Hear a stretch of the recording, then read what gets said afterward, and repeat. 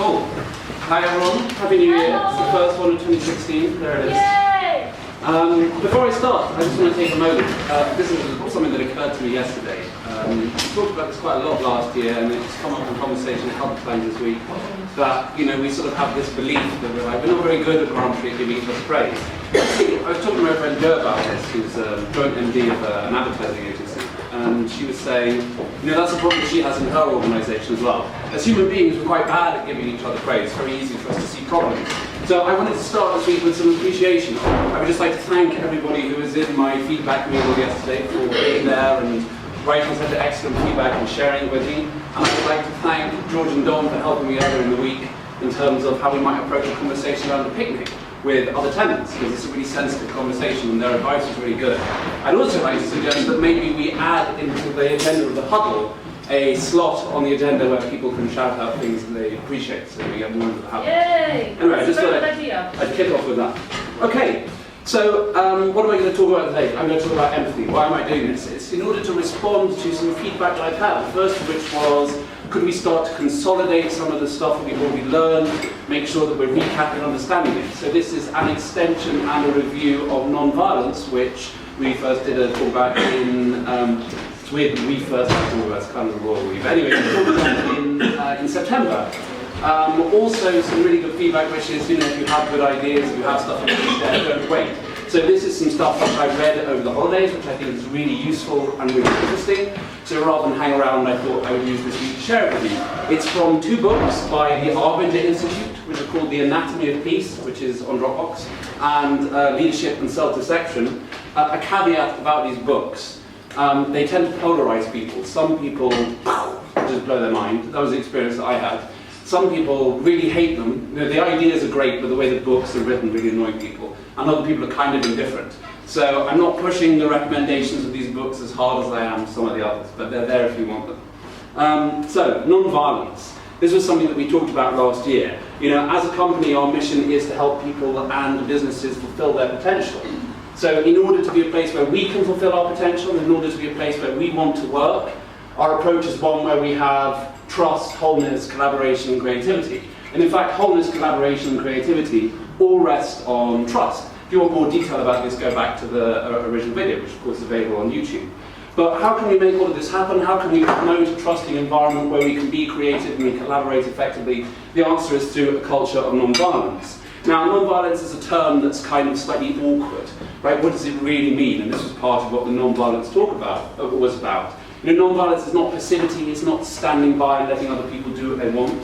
It's not a ban on any of these things. Honesty, disagreement, criticism, anger. Actually, it's about helping these things happen in an effective way. And in fact, how can you collaborate with someone effectively? How can you do creative work with somebody else if you can't disagree with them, if you can't have healthy conflict with them?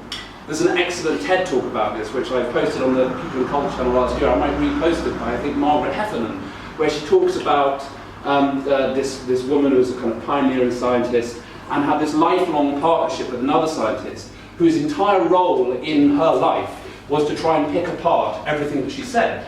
But she said, how can you think critically if other people can't try and find a counter-argument to your argument to strengthen it?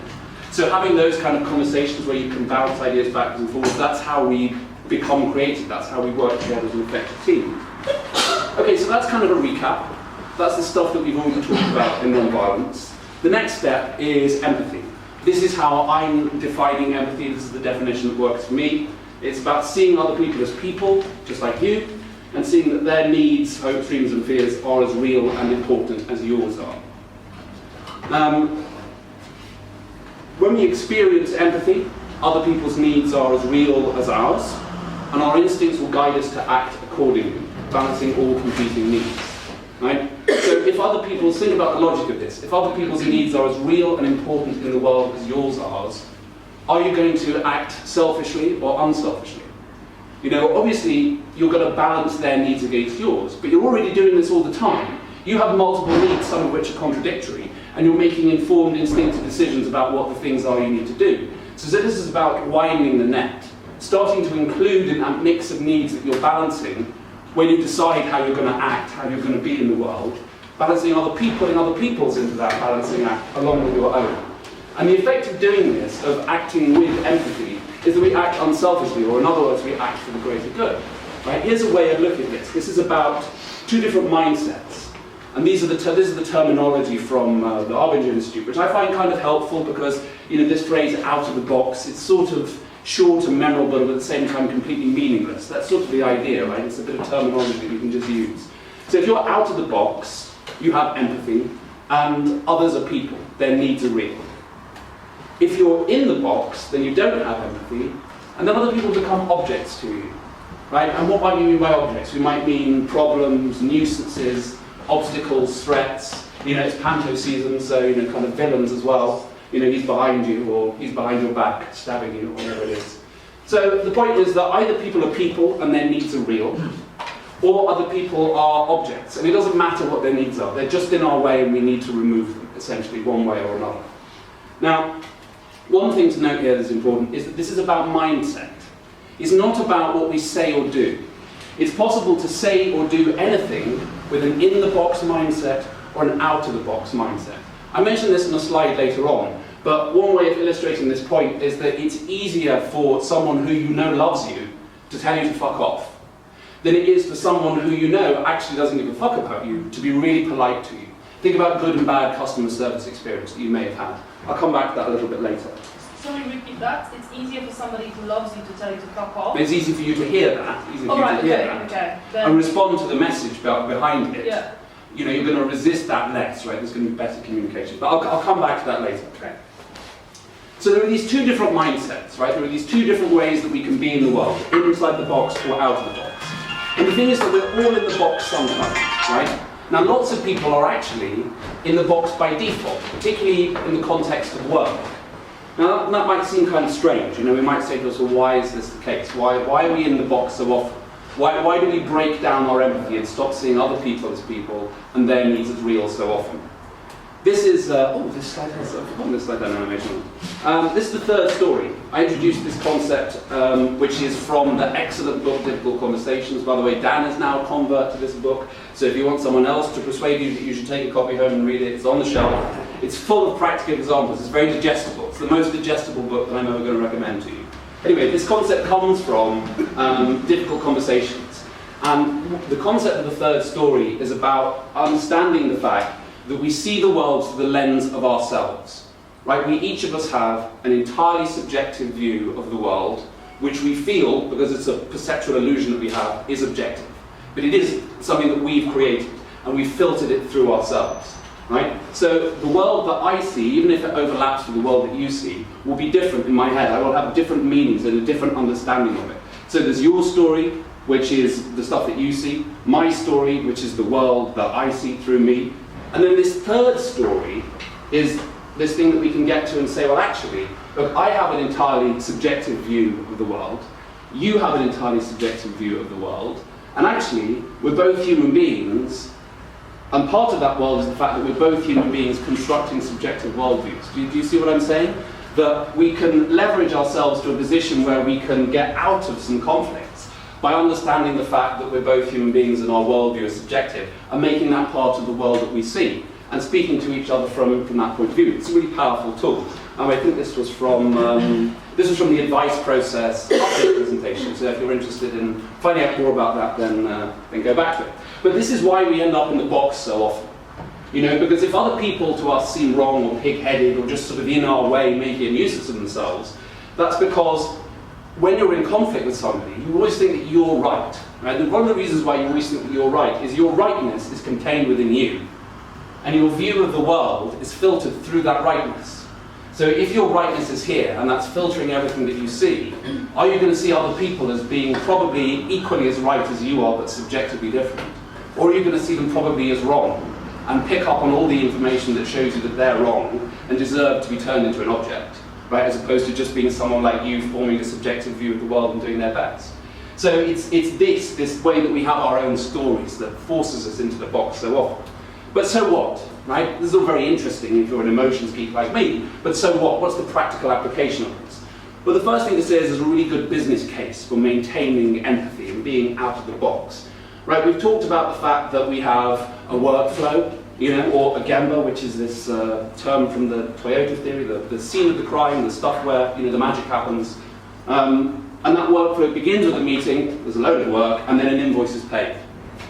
So this is what we're doing as a team. Each of the teams that we have at Treehouse, Patch Credits, Grants, each team has its workflow where it's taking essentially something from a meeting to an invoice and doing some stuff in between. Now we also noticed, we talked about this last year, that sometimes work gets stuck in the middle of a workflow because there's a bottleneck. And then what do we do when work is stacking up in one part of the system? What do we do about that? There are two ways that we can respond. Right? We can respond in a global way or a local way. If we respond in a global way, then we say, well, what I want to do is I want to do what's most needed by the team. If we respond in a local way, we'll say, I want to do what's most needed by me. And that might be I want to do the work that most interests me, or I want to deal with the piece of work that's most urgent for the clients that I regard as mine, a bit of the workflow that I regard as mine. But there might actually be, as a team, trying to get stuff across the value chain, stuff that needs doing more than the stuff that's most important to you. Now, what's interesting to me about this difference between the global perspective and the local perspective, is it looks rather like this. If I'm doing what's most needed by the team, the needs of other people in the team are as real to me as my own. I have empathy, others are people. If I only say I'm going to do what matters most to me, then I don't have empathy, others are objects, I'm just thinking of myself. So the local perspective is the perspective where I'm in the box. So if we stay out of the box, if we maintain empathy with other people, we might be willing to do stuff that we don't really want to do, but that needs to get done by our team in order to achieve the goal that we all share, right? And that might mean some admin, maybe some stuff needs entering into Pipedrive, or there are a load of grant applications that need to be proofread, We might be chasing on responsive clients, we might not like to do that ourselves, but that might be something the team needs doing, stuff around office management. Or, this is a really important one, requests for help from other people. We're all busy, we've all got a load of stuff in front of us that we need to do that's really important to us, and somebody has a request for help. Maybe they've put out an advice proposal which is long and complicated and needs to be thought about, and you need to respond to it quite fully. How important are other people's requests for help versus the stuff that you've already got on your to-do list? Actually, as a business, if we're an advice process-driven business, if people are putting out requests for advice, that might be something that actually would say, well, considering the overall needs of the business, that might be the most important thing for me to be working on now, even though actually, locally, for me, just thinking about the stuff that I care about, it's not actually that important. So as well as being a business case, right, we get global optimization, we do the stuff that needs to be done, we're more willing to do that. There's also a personal case, which I think is really interesting, right? If we let go of our ego, then we're more willing to respond to other people's needs. And it works vice versa. The more we respond to other people's needs, the more we're willing to let go of our ego. There's a technical term in psychology for the experience of letting go of ego, which is egolytic, right? Ego. Last week I made a point and I didn't make it perhaps as well as I could have done, so I wanted to go back and clarify it. And, I don't think I left people with the right takeaway. So I was talking about things that are egolytic, things that give you a sense of connectedness, of being part of something that's larger than yourself. Ego is where you get your self-identity, so egolytic is having less self-identity. And there are a whole load of things that you can do that, there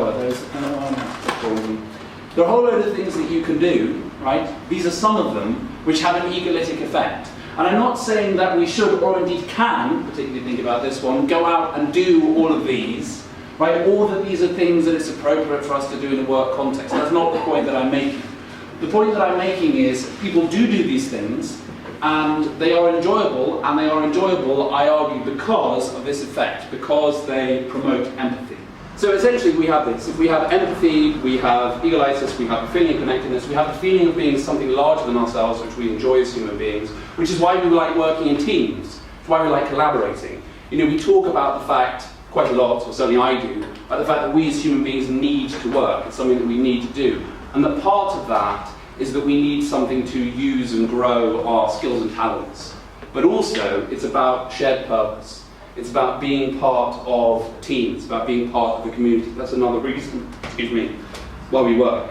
Interestingly, there are some other things which we can do which generate empathy as a team. I find this really fascinating. Moving together with other people, moving broadly in sync with other people creates empathy. This is one of the reasons why we like dancing in crowds. It's also one of the reasons why people like doing things like rowing as a team, because you're all doing it together. It's also why doing Insanity as a group is interesting, or other kind of group workouts. So actually at Toyota, one of the parts of their practice is that teams do morning exercises every day together, because they're like, this builds empathy and our connection and our willingness to work together and to help each other. So there's a strong business case, I think, for maintaining empathy in our culture, that it helps the work that gets done, that needs to be done, get done. And there's also a personal case. We can have an experience of connectedness. We can have a kind of richer human experience by doing that. There is more though, right? As if that wasn't enough. Maintaining empathy helps us become better communicators. It turns out that we respond as people much more to mindset than we do to content. So this is the point that I touched on earlier. You know, if you know that somebody, if you sense that somebody is holding a lot of affection for you and they tell you to piss off, then you probably respond to that message better than you respond to someone who's smiling at you and being polite and reasonable and supposedly giving you attention, but you know, actually you perceive, doesn't really care. You know, if you're standing, if you've ever had bad customer service, you phone up somebody, right? There are two experiences that you can have. Let's say that the outcome of you calling customer service is the person who you speak to cannot fix your problem. That's not going to change. Would you rather speak to someone who seemed to care about the fact that they couldn't fix your problem?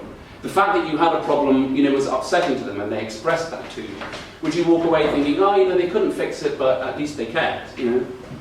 Or would you like someone who was, and you know, maybe was a bit informal, maybe wasn't sort of super polite, as opposed to someone who's really formal, really polite, really correct, but you can just tell they're not really interested in the fact that, you know, whatever it is, like your gift isn't going to arrive before Mother's Day. Yeah?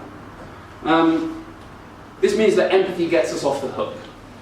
If we express ourselves badly, you know, as it were, quotes unquote badly, you know, if we use the phrasing that isn't quite perfect, if we think, oh no, I didn't put that as well as I could do, if our intention is to be empathetic, to hold other people as people, to care about them, then actually it sort of doesn't matter how we express ourselves, because they'll pick up on the fact that we care about them when we're trying. Empathy is infectious in this way.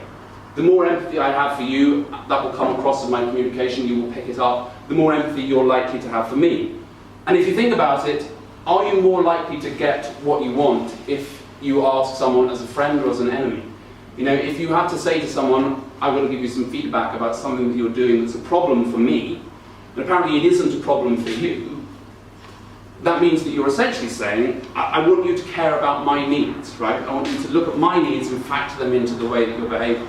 Are people going to be more willing to do that if you're caring about their needs when you approach them, or if you're not caring about their needs? Oh yeah, this is an example for me, right? Like, I really want a secure bike rack. There are two things that I could do about this. I could either be kind of in the box, I could be angry and complaining, I've been in this building since September, there's still no bike rack, blah, blah, blah. Or I could be out of the box, and I could be forgiving, understanding, and helpful. And I could say, actually, you know, Hofstede's law, right? Things take longer than you expect that they're going to take, even when you factor in Hofstede's law. A build is really demanding. Getting the building up and running operation is really demanding. There's a huge amount of work involved in that. Yes, bike racks are probably somewhere on the list. They're probably being cared about, but they're probably things that are actually more important. So rather than just see the problem and be angry and complain about it, I might say, well, actually, you know, bike racks are really that important to me, and they're much more important than anything else that might be happening in the building. Maybe there's something that I can do to help in order to make that happen. Two different approaches to the conversation about what I want, and the one that's more likely to get me the outcome that I'm looking for. Theory Y. We're all doing our best. By maintaining empathy, we have this kind of theory Y approach, which is important to us. The other way in which empathy helps us is that it's essential to non-violence. If we have a breakdown of empathy, we go into the box, then we're disconnected from others. One of the things that happens is if you disconnect from other people, you also disconnect from yourself, which is the experience of shame, which we discussed, I think, in the feedback talk. We talked about the way that shame is disconnection. Shame is also the thing in disconnection, which is the thing that leads us to act violently. Again, in the feedback talk, there's a really interesting quote from this psychologist Gilligan about the fact that shame and violence are connected. And that's the teen toxins, blame, contempt, stonewalling, etc., are all different kinds of violence, blame, yeah. And what happens is every time we act violently in the space, we erode the trust banding. And if you remember before, these things, wholeness, collaboration, creativity, success as a business, the kind of environment that we want to work in, all rely on trust. So we want to be building the trust bandwidth rather than eroding it. So the more we practice empathy, the more we're building the trust bandwidth, the easier we make it for us to do our jobs. This slide is just a mess. I haven't typed this up at all. But basically, how do we get out of the box? How do we maintain empathy? The first thing to say is that if you find that you're in the box, if you find yourself thinking about other people as, you just think, oh, this person doesn't seem to, there's some thought pattern which clues you into the fact that you might not be thinking about this other person as a person. Their needs might not seem important to you. They're sort of a nuisance or a problem that you need to solve. Right? That's a sign that you're in the box. Noticing you're in the box is the first step. The second step is wanting to get out of it. As soon as you want to get out of it, you're starting to reconnect with your empathy. You're starting to be like, actually, I'm disconnected from this person, that feels bad, maybe it feels bad for them, maybe it'd be better if I could do things this way. And one of the techniques is that you say, okay, right, if that doesn't take you all the way out of the box, think about a context in which you do have empathy. Think about a relationship or a place or a time that you have where you do feel that sense of trust and connection. Thinking about that will bring you to a more empathetic place. It's all starting to open up a chink in the kind of defensive armour that is being in the box. Because that's one of the reasons why we do it, right? That's one of the reasons why we break down in empathy. Because maintaining empathy all the time is hard, because we have to feel a lot of stuff. If we care, there's a particular thing about living in London and the population density and the number of people you pass every day. To actually maintain a sense that you care about everybody that you pass, and they're not just obstacles to be, woven past on your way into work or whatever, right? Involves you having to do a lot more feeling than you're used to. Perhaps more feeling than we're capable of doing. So we shut down in order to protect ourselves. This is about learning to work against that perfectly healthy and sensible defense mechanism in times when it's not helping us. So want to get out of the box, think about scenarios where you've had empathy, and then use that kind of chink that you've created in the armour to start to get into the other person's world. What might the other person want or need or feel? What are their hopes or dreams? What's happening in the situation right now that you might be causing them problems over? See if you can start to build a sense of them as a person, rebuild that, and then approach the conversation. I'm going to talk about that a bit more next week. I'm also going to talk about how empathy relates to conflict, and how a lot of conflict is not actually about disagreement about empathy, but it's just about a breakdown in empathy that has escalated. Any questions?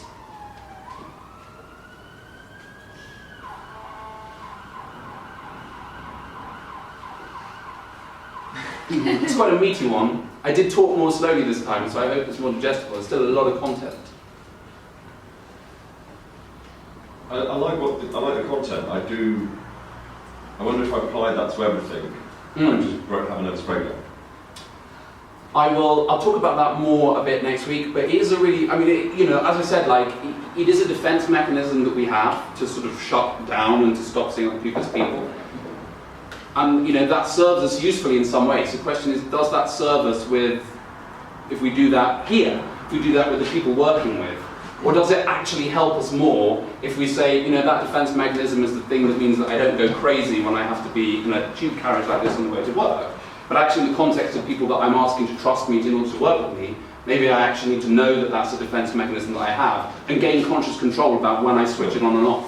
It is, it's an applied science, and it's like you said, it's when you need to be swift and efficient, close down, put your fires up and get from A to B, but when you need that level of empathy and that level of communication, you, like say, turn it off.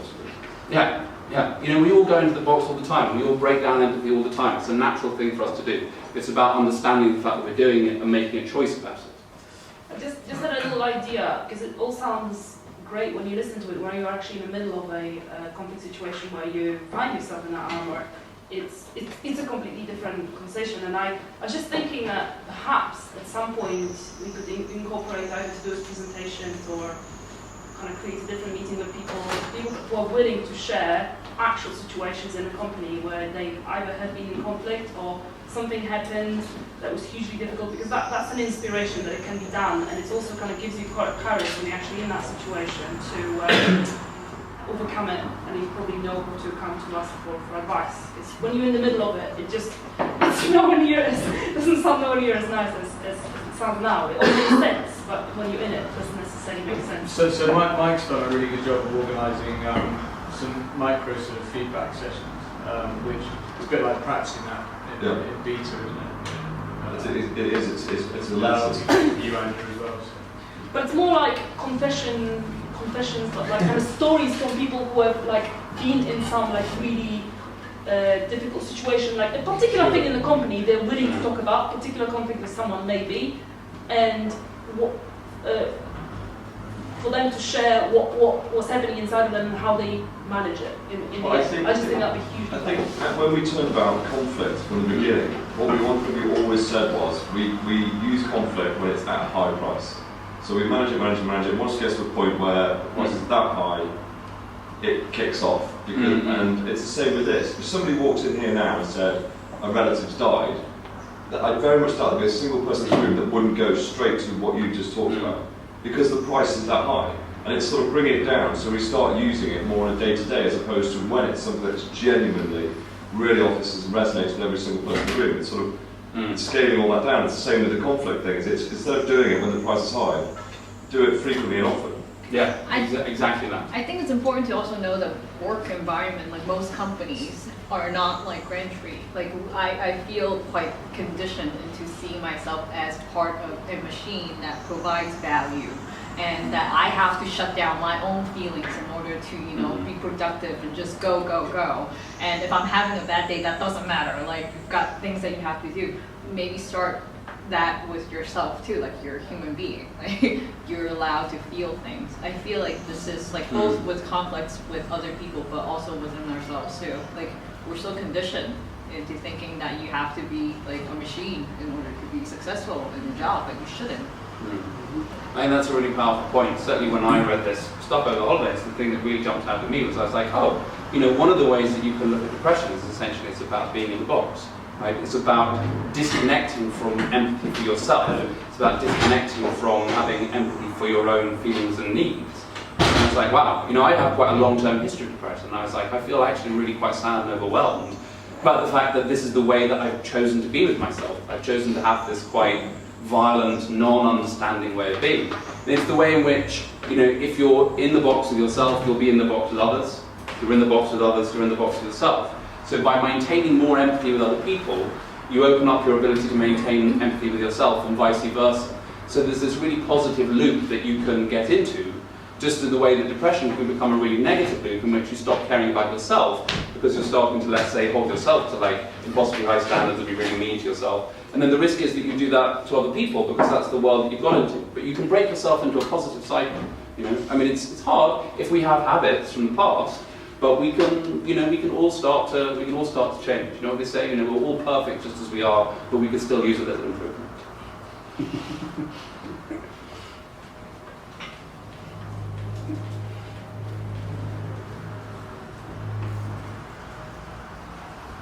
Any other thoughts?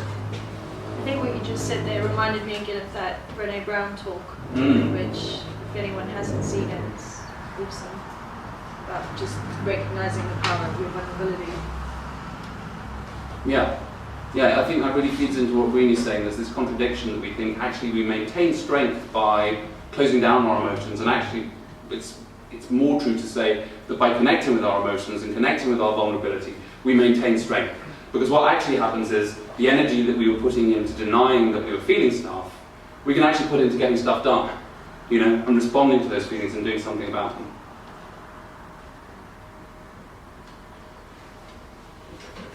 Anybody else? No? One more, maybe one more? Itching for another question again. No? Okay, well, if you think of anything else, if you want to talk about any of this, come and grab me. I'll pick it up again next week and talk about the conflict, and maybe, as Pal suggests, that would be a great opportunity to bring in some real-world GrantTree examples, so I might come and talk to people this week to get permission to do that. All right, thank you very much, everybody. Thank you.